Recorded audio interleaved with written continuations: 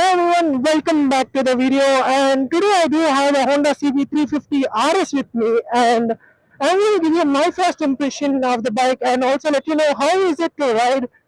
And without wasting much more time, let's begin. Engine is pretty reliable. I mean, all Honda engines are reliable in that case. So talking about the engine characteristics, everything is focused in the below RPMs. So that makes a very good bike, a very talky machine as such. And as you can see in third gear also I'm cruising at 40. Oh wow, it does pull very well. Headlight is good. As you can see that it's not something excellent.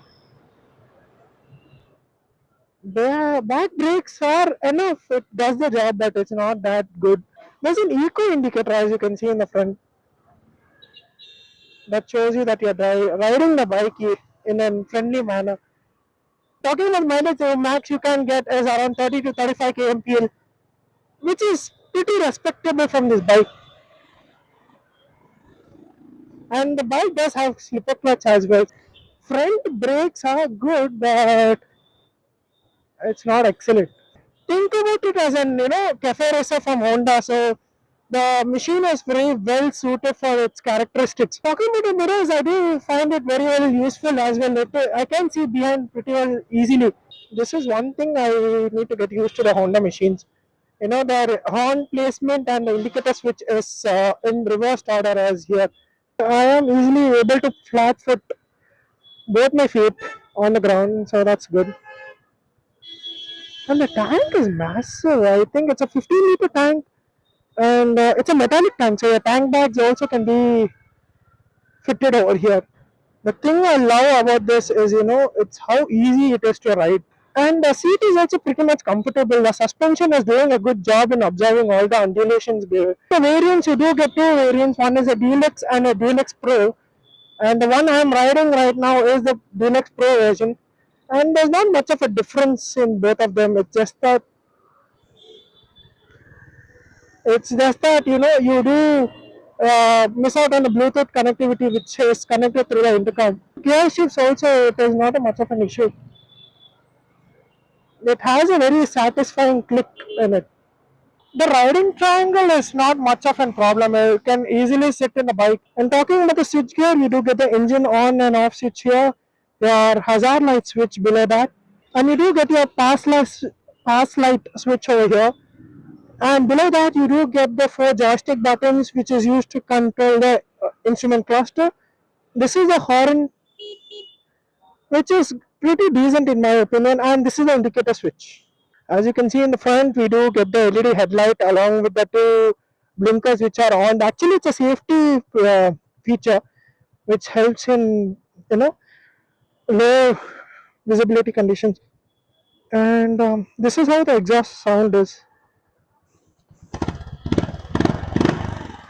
It has very good sound though. And talking about the rear tail light, we do get it in LED as you can see it over here, which is looking very good in my honest opinion. And talking about the instrument cluster, as you can see, this is a speedometer, this is your gear position indicator, your fuel indicator, your trip A,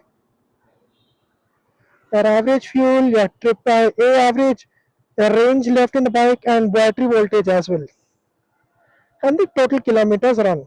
And it also does show you the time as well over here.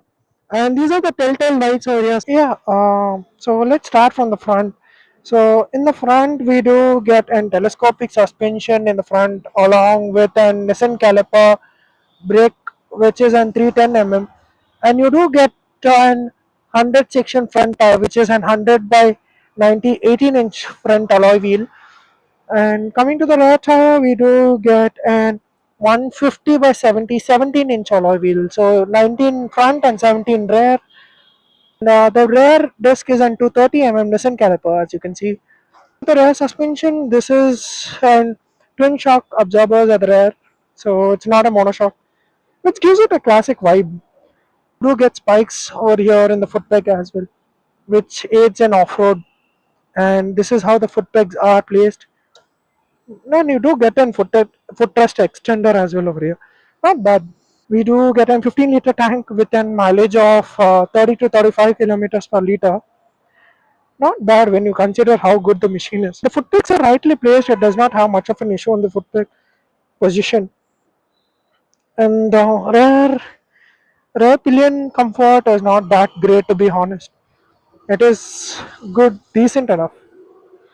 And the rear mirrors are round and they give it a classic vibe. I mean, you can change them. You do have accessories. This bike has a lot of accessories for itself. It can change the look of the machine as well. With the service, you do get this service around once in 5,000 kilometers in the Honda Big Wing dealerships. So make sure to do the servicing on time so the machine is well maintained. And tires, yeah, these are off-road type tires as I can see.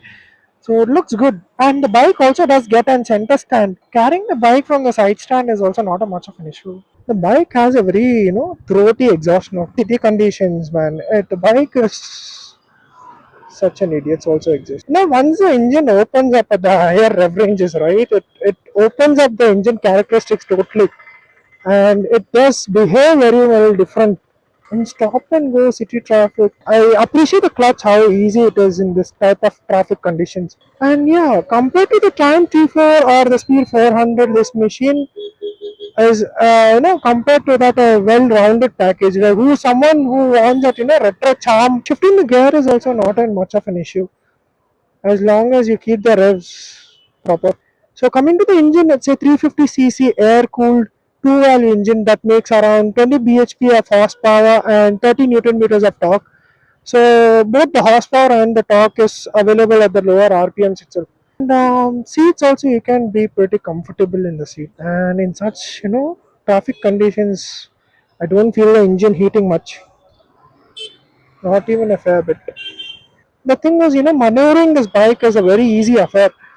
It does not need much of an effort from your end. So that makes it a very good city bike as well. And you can occasionally use it for the highway also. And you can pretty much cruise in 80 to 100 kilometers per hour. I well appreciate how well this clutch is. It does not even in such dead traffic, it does not have any issue. It does not complain much. And I hope I'm recording. Yeah, I am recording. Yeah. Welcome to Bangalore City traffic. And finding neutral is also not a much of a problem. My bro was getting impatient. I understand that happens. Can I go? Can I go? Yes. See how easy it is to go between cars also in this machine. Someone who loves casual riding, this makes better sense for them. Phone in the hand, are you for serious?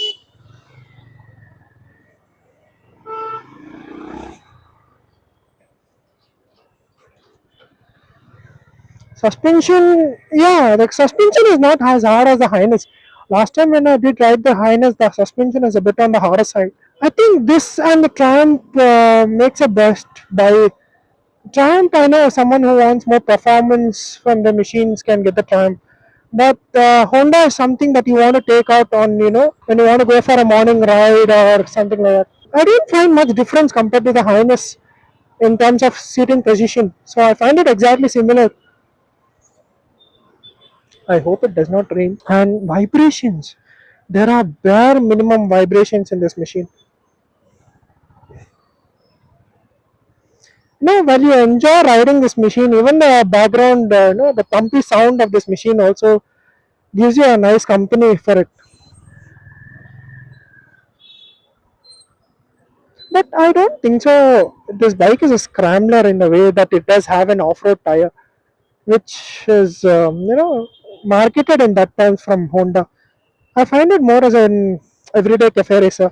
Someone who has a budget of 2,78,000 can definitely get this machine. And yeah, talking about the price point, as I said, it is for 2,78,000 on road Bangalore. So compared to the competition, there is the Triumph T4 and the Speed 400, both of which are liquid cooled and more powerful than this. And also it does have a good feature set. Can I go? Can I go?